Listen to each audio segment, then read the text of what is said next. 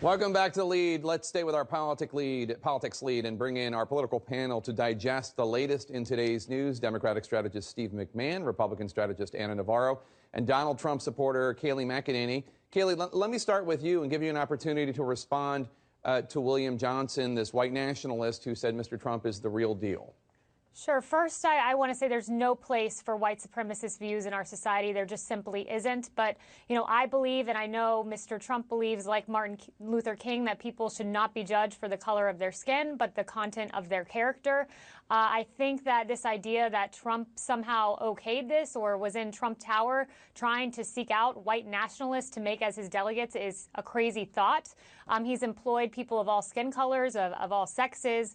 There are many people online, in fact, you can find African Americans who have worked for him, who come out and praise him and praise the way that they've been treated equally. So I don't think this has any reflection on Donald Trump. I think it was simply a mistake, someone who fell through the cracks. Anna, your thoughts?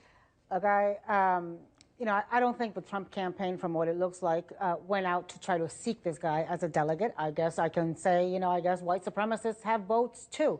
I do think that one of the things that has happened as a result of some of the rhetoric, some of the very heated, divisive rhetoric that Donald Trump has used during this campaign, is that it's given rise and it's made it okay to say some of these things out loud and in public. Some of these folks wouldn't be saying these things out loud and in public before it became, quote unquote, politically correct, because they felt that Donald Trump, was not, was actually kind of espousing some of this.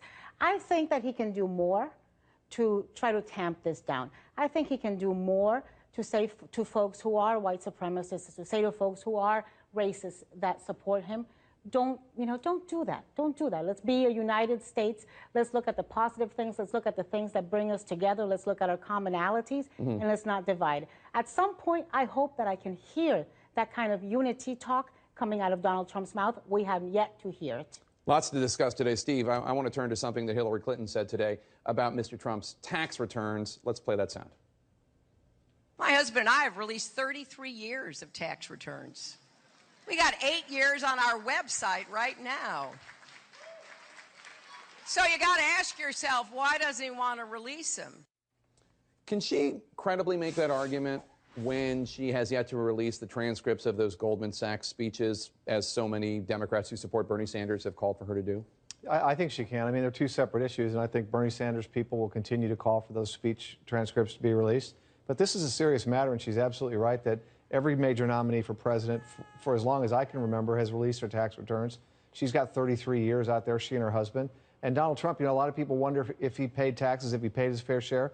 And it's not just Hillary Clinton, by the way. Mitt Romney and Republicans are concerned about this as well. And, I'm a lawyer, and I can tell you that this notion that it's somehow illegal or lawyers wouldn't allow him to release them is just utter hogwash. He can release his own tax returns anytime he wants, and he should. And even if he's under audit, he could release previous years. Absolutely. And between the email stuff and well, I want to ask you about and the transcripts, I think that Hillary Clinton may not be the best vehicle to make the transparency argument. Right. But certainly, but Mitt Romney's making the argument as well, and there are other many Republicans. So let me ask you this, Anna, because today the FBI director, James Comey, he disputed the way the Clinton campaign is referring to the FBI inquiry. The campaign calls it a security inquiry. Mr. Comey says he's not familiar with that term. He called it an investigation. It is, after all, he noted, the Federal Bureau of Investigation.